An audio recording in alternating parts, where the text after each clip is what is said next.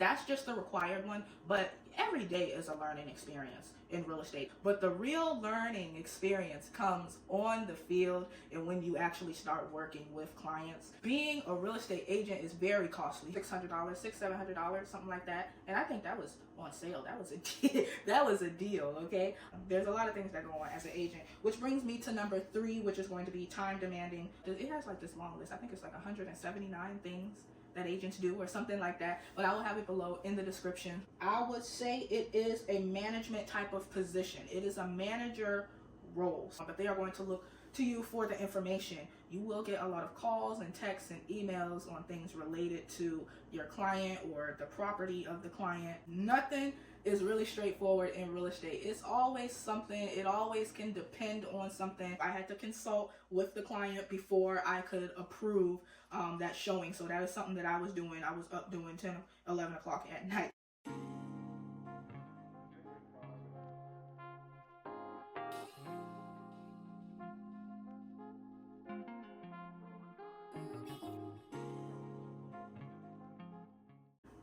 Welcome to Real Yashirika, my real side and all things real estate. I'm Yashirika Gooden. Today's video goes out to all of the new agents or people who are looking to become a real estate agent. I am going to go over 5 things that I would say is important for you to know when you come in this field or before you come in this field. So what I have to share is not in any particular order, but I would say they are all important. If I have any seasoned agents watching this video, feel free to add to anything, or if you have anything extra, something that I missed that you think that new agents should know, please add that below in the comments. I would love to look over those as well and see, because I've been in this business for 3 years, and I wish I would have done some more research than what I did. But you know, now that I am, if you have not seen my last video, I am doing something a little bit different. I am starting a referral service that I will be offering. So I will be offering my referral service to both clients and agents. So definitely stay tuned for that. I will have some information on that on all of my pages, all of my social media platforms. So here on YouTube and all of my other ones, such as Instagram and TikTok and LinkedIn and all these other platforms, I will have information about that. But without further ado, let's get into some of the things that you guys should know. All right, so I have my notes with me here, and I'm going to be using this so I don't forget anything, all right? Because I don't want to forget nothing that I have on here. All of these things are going to be important for you guys. So let's get started. Number one thing that I have on here is that you are always learning.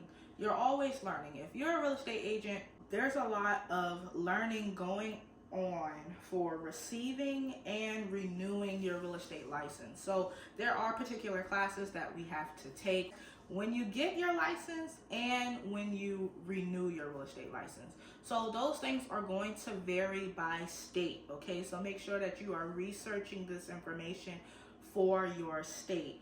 I am in South Carolina. In South Carolina, we have to renew our license every 2 years.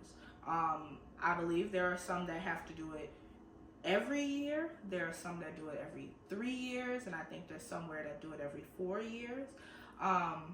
But my state does it every 2 years. And, you know, that's just the required one, but every day is a learning experience in real estate. And let me just say that even when you do your classes for your required classes for real estate, and when you get your real estate license, those classes, it's just that. It's just enough to get you your real estate license. But the real learning experience comes on the field and when you actually start working with clients. And every experience, every transaction, every client is going to be different. So you will learn something new all the time. So if you like to kind of stick to one thing, or you're not for learning new things, it is going to be hard working in this field, because it's a lot of things that you have to know, especially legally. There are a lot of legal things that you have to know, as far as knowing the paperwork and the contract and what's in the contract and how that works, and having to explain that to the clients. All of those things are going to be very, very important. So you have to be willing to learn and be knowledgeable in this field. That is very important. That is very important. And also, like I said, keep up with how often you have to do your required education. So when you have to renew your license, because if you do not renew your license, you will not be able to work with clients. You will not be able to help them do any type of transactions, buying, selling, any of those. So make sure that you keep up with that, and please look forward to learning, okay? Definitely look forward to doing that. All right, so that's number 1. Number 2, please know that it is costly. Being a real estate agent is very costly. Let me tell you, I would say, I was only really active my first year. My second 2 years, I kind of was focused on other things. I was focused on what I'm doing right now, which is starting my referral service. And, I had other things going on. So my work within the real estate field kind of went down a little bit. I still maintained my license. I still renewed my license, even though I was not fully practicing. But I did renew my license. But let me just say, to maintain my license still required money. Even though I didn't have money coming in, I had a whole lot of money going out, all right? So let me go over some of the things. So the education, when you do your classes, those are going to cost. Now, back to education. Now, I did mine online through a website and company called the CE Shop, which is more continuing education, is what the CE is for. And they offer different fields, not just real estate, but it is really known for real estate. But that is where I got my license. That is where I started. I started my classes in 2020, during the pandemic. And I received my license in 2021 once I finished the courses. There are going to be some that are for your state, and then there are going to be some that are national. Same thing for the exam. When you take the exam, there's going to be a state portion and a national portion. So be aware of that. But yes, you do have to pay for those. I think mine was around $600, $700, something like that. And I think that was on sale. That was a deal, okay? But there are some that you can take in person. So, just look that up in your area, in your state. I don't know 100%, I don't know how much they're going to cost, but expect it to be up there, okay? Just expect it to be up there. So, once you take these classes, like I said, you have to pay for the classes. You have to pay for the exam when you take the exam, each time you take the exam. So if you fail the exam and you have to retake it, then that's another payment. Also, once you pass and it's time to get your license, you have to pay for the license itself as well. And joining a brokerage firm, that is also money that you have to look into. So that's going to depend on your brokerage. It could depend on if you join an office that is brick and mortar, so an actual building, or a virtual brokerage. That is an option as well. So look into those. I can't give you an exact price because every brokerage, their fee is going to be different. in terms of what it is. Some of them have set costs, some of them have a percentage, or different things like that. So make sure you are looking into that. You will also have your MLS fees. So the MLS is the multiple listing service. It is something that is provided to agents. You do have to pay for it, so it's not just given to you. It's not provided free, but it is something, a resource for real estate agents, and for you to have access to what's going on in your market. You can look at all of the listings there that are available in your area. These are provided through local associations. So we have local associations, state associations, and the National Association of Realtors. So your local one is going to be providing your MLS, and make sure that you know what services or what areas they serve.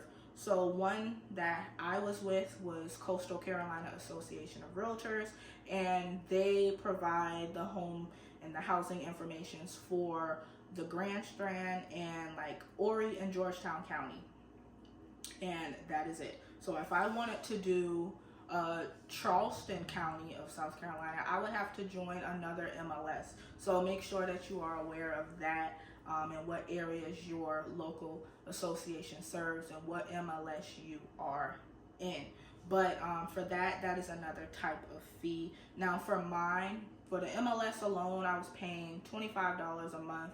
Now that is something that may vary depending on what local association you are with, but that is what I was paying for that.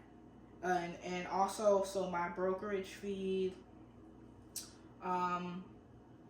when I was with eXp Realty, the company as a whole, I was paying, that was $85 a month, plus tax put me at $91.80. But being that I switched to the referral division, in that department, it is a little lower because I am not a part of these associations at the moment. So it has gone down to $54. That's how much I pay towards my brokerage fee.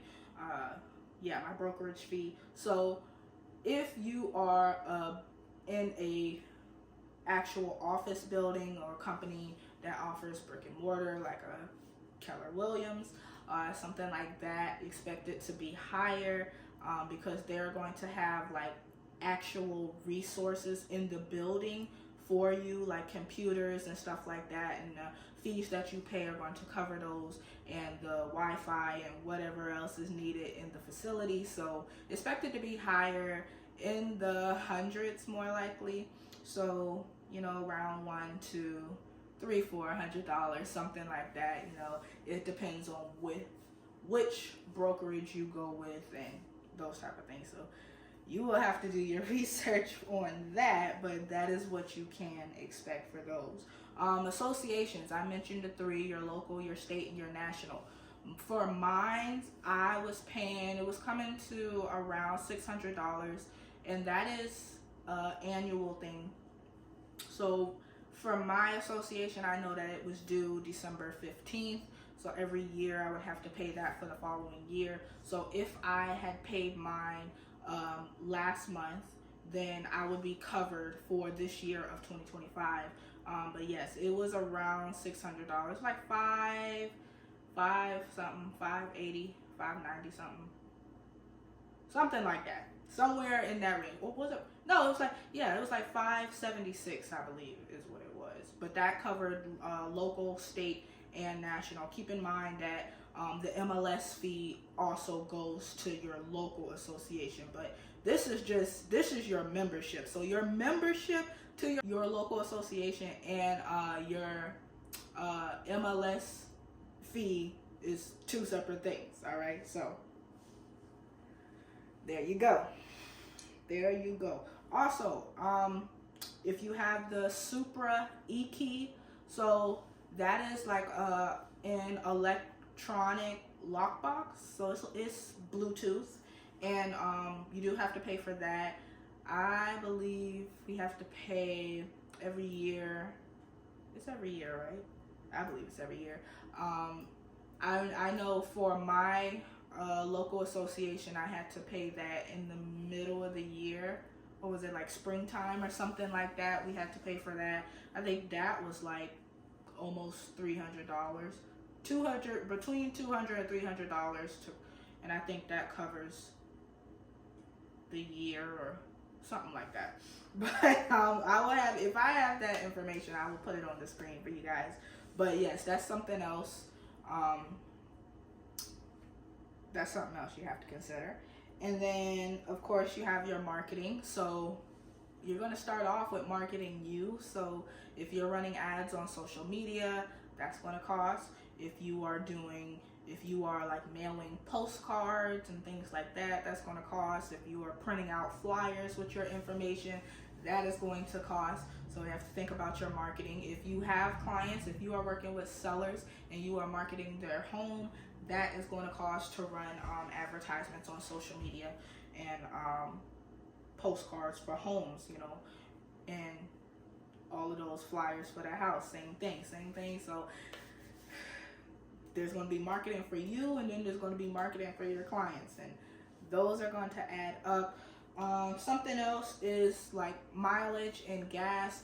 If you are a real estate agent and you are working with clients, you are going to be all around the city. Now that is especially the case for buyer's agents. So if you are a buyer's agent and you are working with buyers, you are going to be showing houses all over the city. And so you are going to be all over the place, and that is going to add some mileage to your car as well as gas. But sellers, don't think you got it easy either. There are other things that you have to do as well. So if you're hosting like open houses, you're going to be out and about. If you're going to be doing photography, whether you are doing the pictures yourself or you are hiring a photographer, and you want to be there for that, that's something else to consider. It's a lot of things that go on. There's a lot of things that go on as an agent, which brings me to number 3, which is going to be time demanding.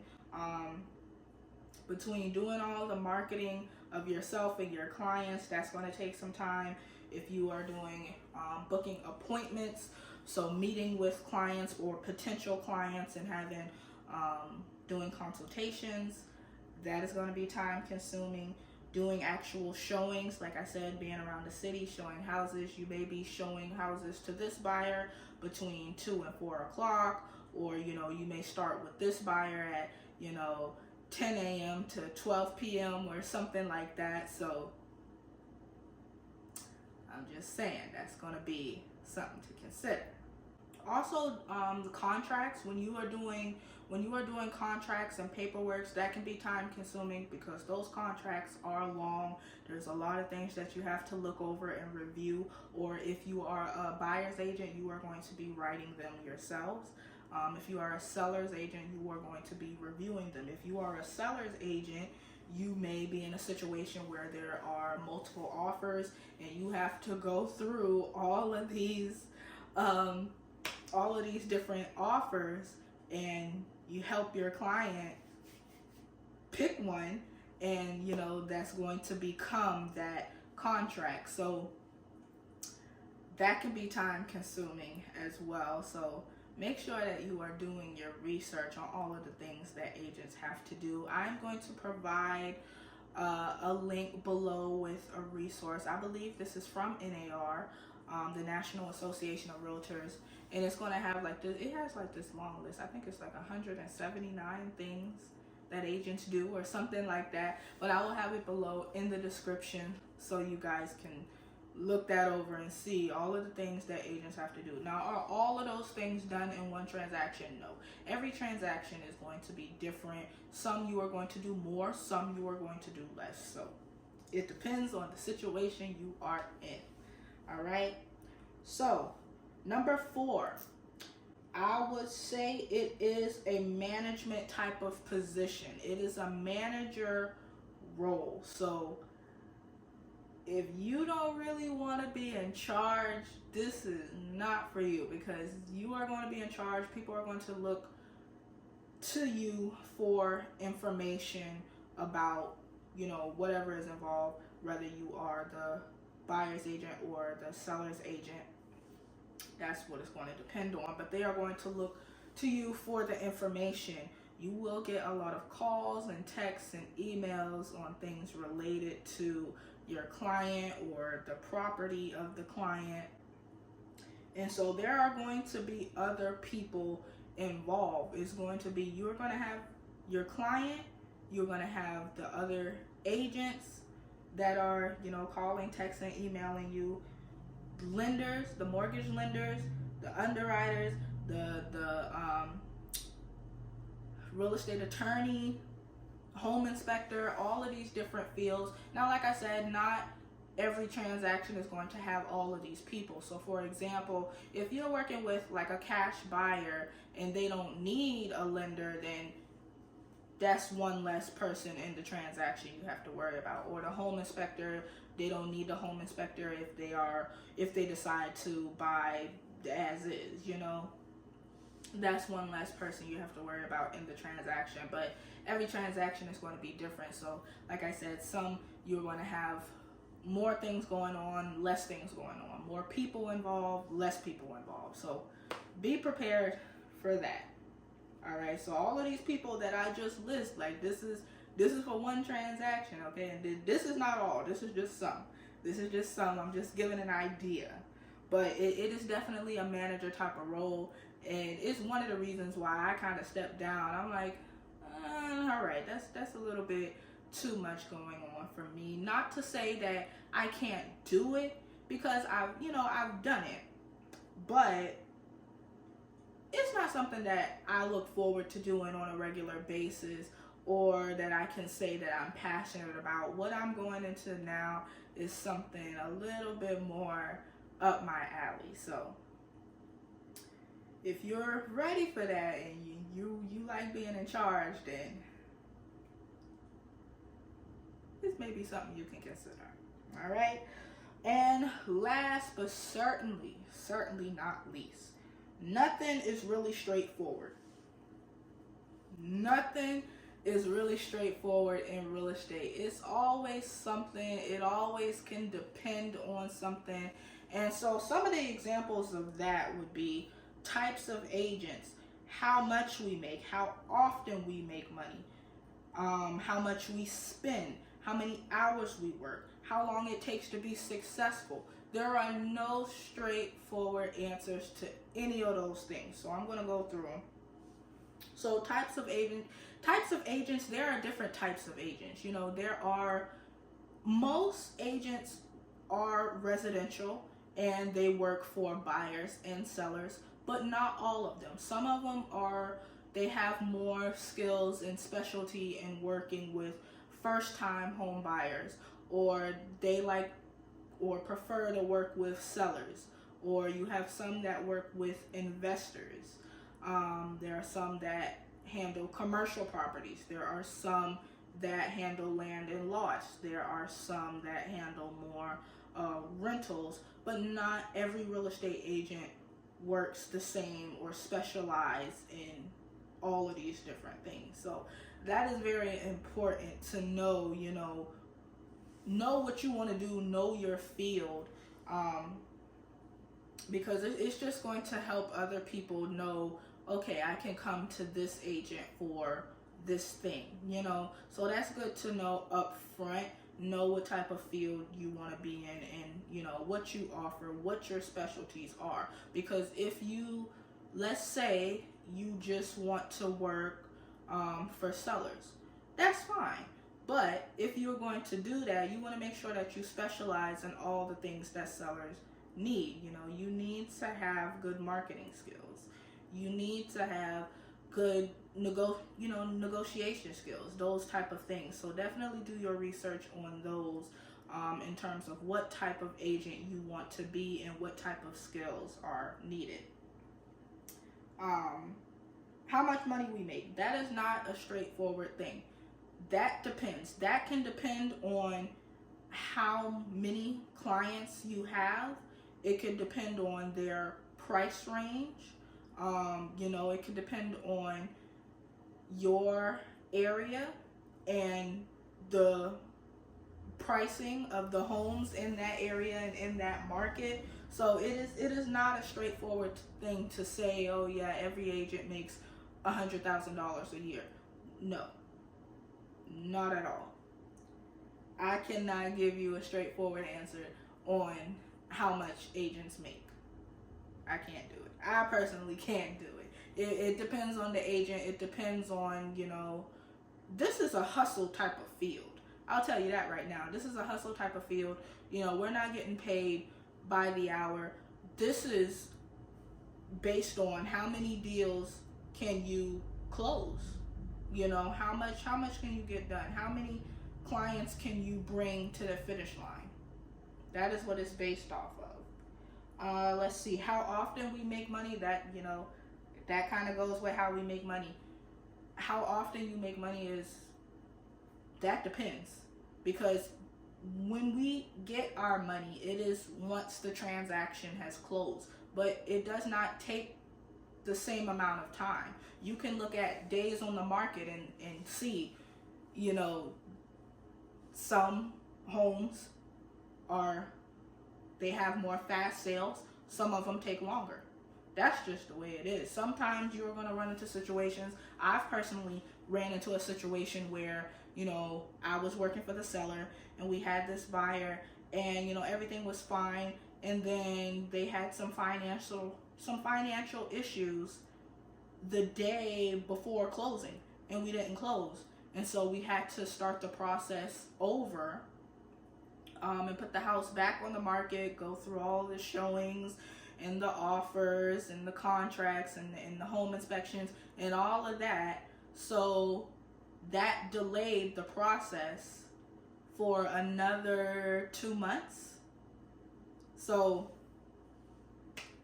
how often we get our money, it's just, there is no straightforward answer to that. All right. Let's see. How much we spend. Again, I was giving you some of the things that I spend. When I said it was costly, I was telling you how much I paid for my class and my brokerage fee, my MLS, and all of those things. I was giving you, what I was paying. But that is not a straightforward thing. Those are what I pay based on my brokerage and my local association, and those are my fees. But it's going to be different for everybody, especially when it comes to marketing. How much money are you going to put in? That's up to you. That is up to you. I can only give an estimate. I can only give either an estimate or tell you my exact cost, but I cannot say what it's going to be for you, because some of these things do vary by state.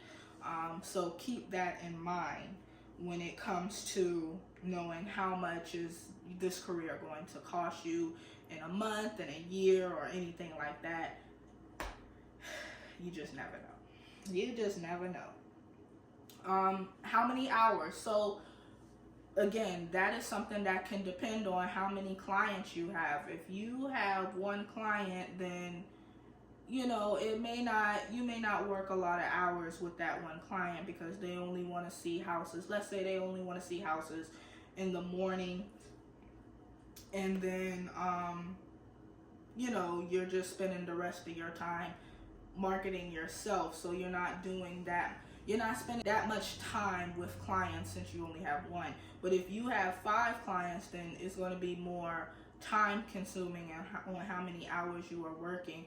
Also, let me say that I mentioned all of those calls and texts and emails, you will be getting those all times of night. I've had someone call me 7 o'clock on New Year's Eve. 7 o'clock at night, New Year's Eve. And, hey, I answered the phone. I was professional about it. But, I'm just telling you guys what to expect. Showings. I've had showing appointments come in late. I'm talking 10, 11 o'clock at night. And depending on how you got it set up and how the client wants it, sometimes it's not as easy for them to just book it. I mean, yeah, they can book it, but sometimes you as the agent, if you are the seller's agent or the listing agent, you have to approve it. You have to have that time approved. So I had to consult with the client before I could approve that showing. So that is something that I was doing. I was up doing 10, 11 o'clock at night. So keep that in mind. All right. And last but not least is, how long it takes to be successful. That is not a straightforward thing either. There are agents who come in dominating. They can make, $100,000. They've made $100,000 their first year. That is some agent story. Not everybody's story is like that. Sometimes it takes it, they don't get that much until their 5th year or their 10th year or whatever the case may be. So your success rate is going to depend on you. As I mentioned before, this is based off of hustle. So you really have to put in the work in this field, and it is something where you are going to get out what you put in. So definitely consider that as well. So that is it. That is everything that I have. Once again, I'm going to tell you what they are. You're always learning. It's going to be costly. It's going to be time demanding. It's going to be a manager type of role and position, and nothing is going to be straightforward. Nothing is going to be straightforward. Nothing. There's not too many things that are really given to us, especially for free. So definitely keep those things in mind. And once again, if I have any seasoned agents that watch this video, or you want to add something to this, I would please feel free to leave it in the comments so that these newer agents can know what to expect and what they are getting themselves into. There is a very, very high rate of agents who do not make it in this field because of the things like that they did not know. And I will say I was one of them, okay? Like my first year, I was a real estate agent my first year, and then the second year and the third year, listen, I was trying to figure out other things. And so now that I'm choosing this different career path within real estate, I'm looking to be a referral agent now. That is what I am up to. That is what I'm doing now. That is going to be a little bit different from the things that I just mentioned on here. What I'm doing now still involves learning. You still have to be a licensed real estate agent to do these referrals, but that is what I'm going into. And definitely look up other things, other positions within the real estate field. If you already have your real estate license and you're feeling like, I don't know if I can handle all this, look into other things that you can use your real estate license for, because I know you paid a good amount to get there. Yeah, if you already put money into it, I would look into other positions like I did. So try that before you throw it all away, throw away all your time and money and education. Look into something else that you can do and use your real estate license for, because not everything in the real estate field is going to be costly and timely and having that manager role and all those type of things. So try something else before you give it all away. That is something that I would advise. But I hope this was very beneficial to you guys. I hope you learned a lot of new things. I know I touched on some things that I didn't really, have in my notes. Some of these things I kind of had to come up with last minute, or that I was just remembering going down memory lane when I first became a real estate agent. I did not know these things, but I know them now, and I'm glad I can share with you guys. But I hope you guys found this video beneficial, and I hope to see you guys in the next video. So I'll see you guys soon.